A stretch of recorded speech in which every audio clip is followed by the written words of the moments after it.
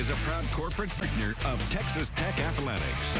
Today, it's Texas Tech and Kansas State. And now, with all the pregame analysis from the best, this is KMAC Red Raider Nation's Countdown to Kickoff, sponsored by Terry County Tractor. Good morning and welcome into Red Raider Nation's Countdown to Kickoff. Red Raiders on the road for the first time this season. And we are right here for you all morning long, or at least for the next 30 minutes anyway. David Collier alongside Eric Kelly.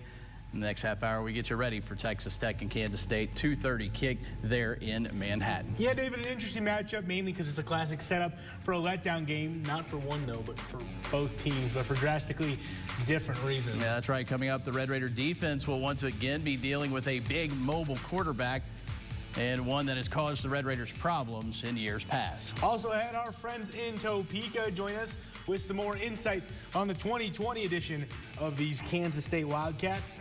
We start, and Ryan Hyatt a little bit later going to join us from his home with a final call, a special edition of the final call. Listen, we've all been at home, Ryan Hyatt. Yeah. Just joining the party. Maybe he'll have a nice shirt for you. Exactly. You love that wardrobe. All right, we start, though. We mentioned it, you mentioned it a moment ago, the potential of a letdown in this game. Kansas State coming off the side that you want to be on, to right? To say the least. Yeah, exactly. Yeah, the Wildcats making history last week, picking up the program's first ever win on the road against an AP top 3 team in their 38-35 upset of Oklahoma. Sooner fans probably figured it was about 80 points. Head coach Chris Kleiman proving last year's win against the Sooners wasn't a fluke. His team now heads back home, where they were on the wrong end of an upset in their season opener when they fell to Arkansas State. It's a very, very well-coached team. It's an old team. They're experienced, except for the O-line. They've got new O-linemen this year. 2 dynamic outside receivers. I've got a lot of respect for Chris Kleiman. I've known him for a long time. And the guys on his staff I've known, played under one of them. And so a lot of respect for Kansas State. They'll be at home. It'll be a tough road environment, as it always is, I'm told, in Manhattan. This will be my first time going there.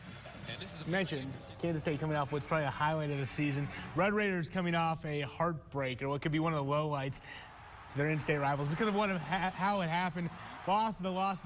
They played good for some of that game. It means, though, a lot of that focus when you lose is going to go to the things that went wrong naturally. And for Matt Wells and company, Big 12 schedule, it moves on. Nobody's going to feel sorry for you, much like the Red Raiders improved vastly after that close win over Houston Baptist. They'll look to do that once again before that trip to Manhattan. We cannot, and I hope will not, let week 2 or game 2 define us as either. You know, your opening statement, it is not a moral victory. It absolutely is not. It's a loss. And there's some people around here that, you know, I think some that need to know that, and some that, you know, love telling me that. But I think the biggest thing is, do we use that to continue to help us springboard into game 2 in the Big 12 here against Kansas State on the road? By all accounts, through yesterday and early this morning, I think our guys have handled it very well and are ready to get back on the practice field. Yeah, so Texas Tech looking to stop a 4-game skid against Kansas State. They've also lost 4 straight in Manhattan as well. Red Raiders only managed to score a total of 6 points on 2 field goals in their last trip to the Little Apple in 2018. Alan Bowman didn't play in that game because he was already out with his lung injury. I'm trying to do all the math. Yeah, I know, a lot of math. Kansas State quarterback Skylar Thompson, though, did play in that game. He was a sophomore back then, threw the only touchdown in the 21-6 win. Wildcat quarterback now a senior.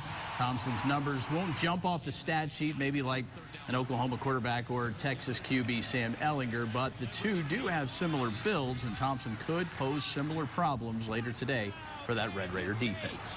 Skylar Thompson is a very durable quarterback. He's very athletic. It seems like very similar to Sam in that he has moxie. He has some of the intangibles, a toughness factor.